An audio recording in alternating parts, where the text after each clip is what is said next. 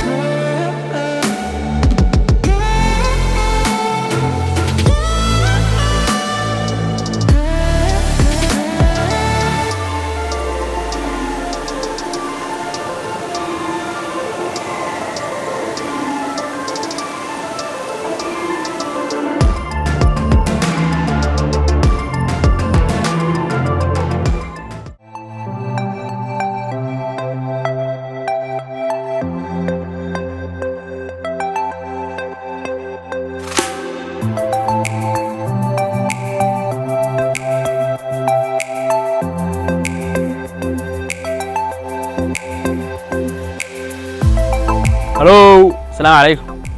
وأنا سلام يا ميل بجوكتان. مقعي وأبشر عبد الله.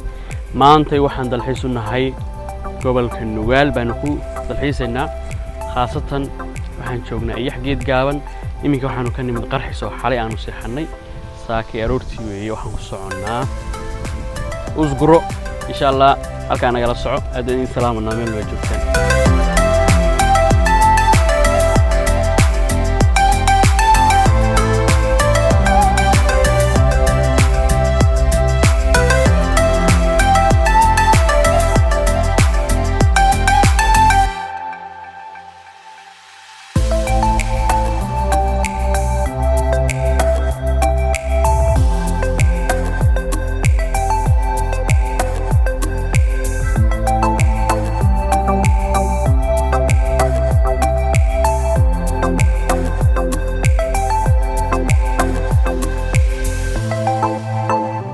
safar qaatay muddo dhowr beri ah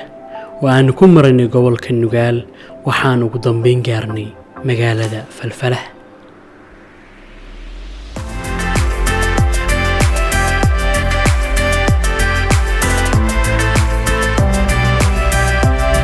Falfala waa magaalo aad u qurux badan waxa ay noo dhaxaysaa degmada Bandarbayla iyo degmada Ayl ee gobolka Nugaal.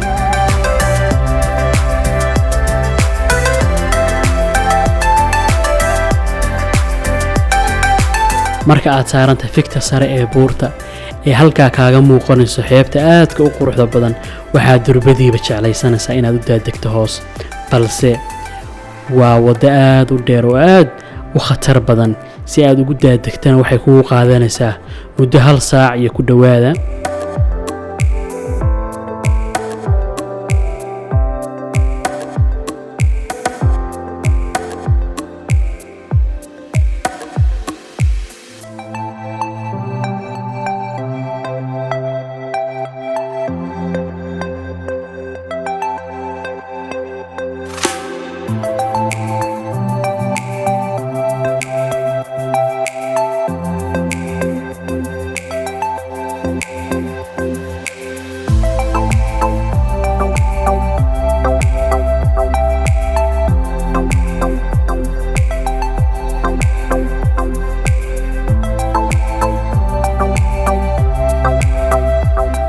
Falfala waa deegaan xeebeed dadkeedu ku tiirsan yihiin kalluumaysiga siiba aargoosatada waana dhul daaqsimeed aad u fiican xilliga barwaaqada.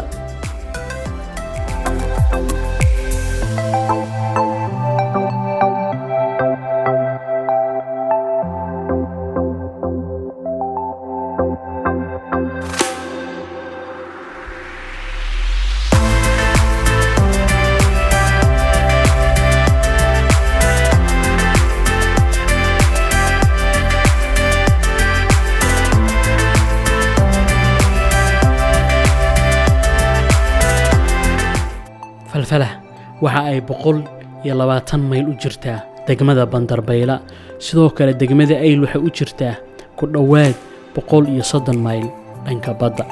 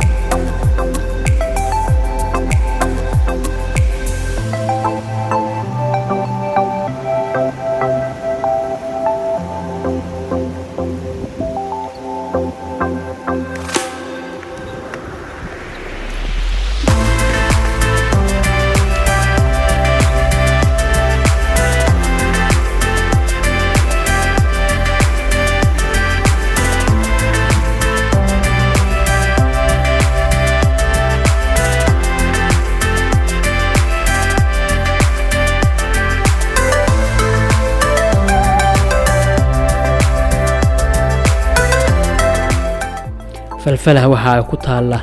il dabiici ah ee ka soo burqanaysa gunta hoose ee halka isaga darsamaan toga xoor iyo badweynta India waana il dabiici ah oo xilli kasta ka heli karta biyo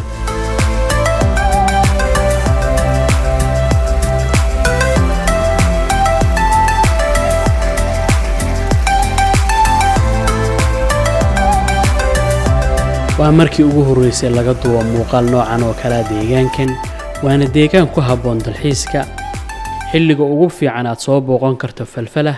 waa bisha 1 iyo bisha 2 ee sanadka waxaana kugu soo dhaweynaya dadka deegaanka oo ah dad aad ugu fiican dhanka martisoorka waxaana si gaar ah ku soo dhaweyn doona Muuse Khalid oo ah ninka ku haya ceelka gacanta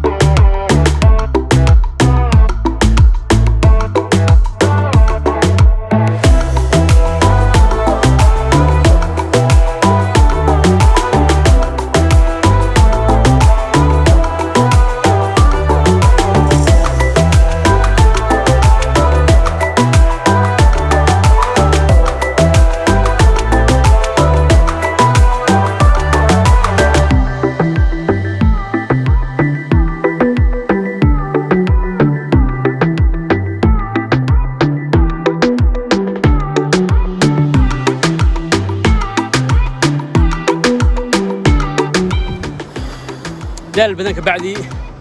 مقالة قرطة بدن أكون راح يسنسين وحقادي هند يا رجع هذا إن سلامتين بدن بان سبسكرايب تا شير تا لايك تا مرحبا بروح بدن أنا حاجة دوم حاجة كيمانية هذا إن سلام يا حالي ماذا نقولت الحيسة ما قاعد ماشي أدب فلح see you again